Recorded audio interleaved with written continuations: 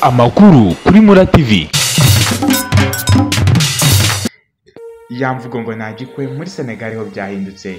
Uyu yitwa Sadio Mane n'umukinnyi wamenyekanye cyane ukinira equipe ya Al Nassr yo muri Saudi Arabia. Sadio Mane imyaka 31 kuri ubu ngubu amaze gushyingiranwa n'umukunzi wa Aisha Tamba w'imyaka 19 y'amavuko. Iyi ngiyi ni inkuru yamenyekanye mu cyumweru hagati gishize yuko Sadio Mane wa mukinnyi twamenye turi benshi kandi twakunze cyane turi benshi ko kuri ubu ngubu nawe afite ubukwe. Nuko ibinyamakuru byo muri Senegal birimo kugenda bibyandika, harimo ikinyamakuru cyitwa senego.com byagiye bibitangaza hagati mu cyumweru gishize. Mane yahisemo ko ibi birori biba kuwa gatandatu tariki ya 6 Mutarama no ku cyumweru tariki ya 7 Mutarama 2024 bikabera mu mujyi wa Dakar, ariko bikitabirwa n'inshuti ze za hafi ndetse n'abo mu miryango ye gusa. Iki kinyamakuru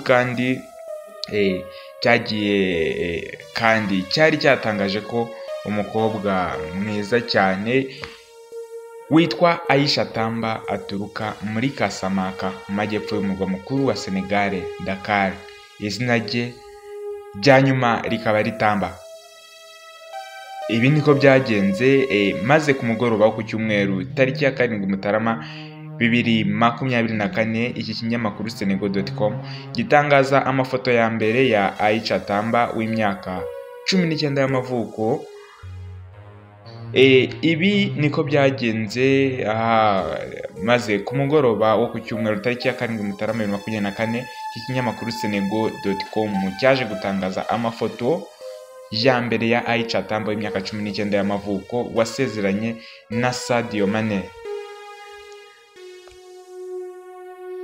Mu mafoto ariko kugeza ubu amaze kujya hanze nta nimwe igaragaramo Sadio Mane ubwe ari kumwe n'uyu mugore we, ahubwo n'ay'umugore we gusa. Aisha Tamba ugaragara mu byishimo bikomeye cyane yambaye impeta igaragaza ko yamaze gushyingirwa mu birori byabereye ahitwa Kerumasa mu birometero 22 uvuye mu mujyi wa Dakar.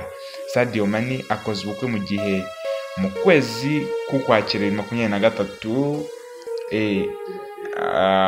hari hasotse amakuru yacicikanye n'ubundi avuga ko yakoze ubukwe. Sadio Mane akoze ubukwe mu gihe mu kwezi k'Ukwakira 2023 hari hasotse amakuru yagiye acicikana n'ubundi avuga ko yakoze ubukwe. Ibi bintu byari byazamuye amarangamutima ya benshi. Aisha Tamba wasezeranye na Sadio Mane n'umwana w'umuhanga mu bwubatsi muri Senegal witwa Amadou Tamba. Sadio Mane ari mu ikipe y'igihugu ya Senegal.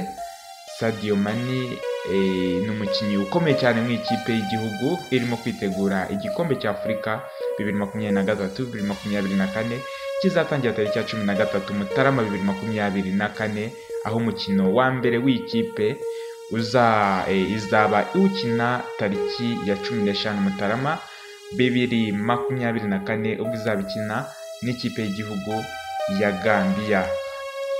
Ngayo nguko rero, iyo ni imwe mu nkuru zagiye zivugwa ku byamamare muri no weekend ishize, aho Sadio Mane nyine yarimo asezerana n'uyu mukunzi we Aisha Tamba. Tukaba tuboneyeho kubifuriza urugo ruhire, Imana izabane nabo muri byose, izabarinde icyo bazerekezaho amaboko cyose, Imana izabane nabo, izabaho urubyaro zabyare hungu nakobwa. Imigisha myinshi niyo tubifurije nka Mura TV ndetse n'abakunzi bacu bose. Reka dukomeze twifurize uyu Sadio Mane gukomeza kugubwa neza hariya muri Senegal ndetse n'uyu mukunzi we Aisha Tamba. Ciao ciao, amakuru yacu nakagaruka.